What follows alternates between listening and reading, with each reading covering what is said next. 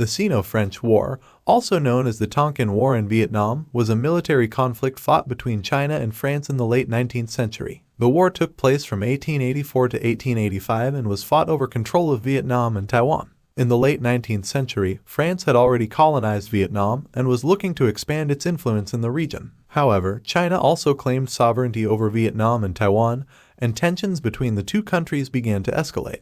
The Sino-French War began in August 1884 when French forces attacked the Chinese fleet at the Battle of Fuzhou. The French quickly gained control of Taiwan and then moved their forces into Vietnam. The Chinese resistance was strong, however, and the war soon turned into a protracted guerrilla conflict. The war was fought on land and sea and involved some of the most advanced military technologies of the time. The French employed modern artillery and machine guns, while the Chinese relied on more traditional methods of warfare. Despite the strength of the Chinese resistance, the French were eventually able to defeat the Chinese and establish control over Vietnam. The Chinese were forced to sign the Treaty of Tientsin, which recognized French control over Vietnam and Taiwan. The Sino-French War had significant political and economic consequences for China and France. For China, the war was a humiliating defeat and marked the beginning of a long period of decline. The loss of Taiwan was particularly significant as it represented a strategic and economic asset for China. For France, the war was a major victory and helped to establish its position as a colonial power in Southeast Asia. The success of the war also had domestic political consequences as it helped to bolster the reputation of the French military and government.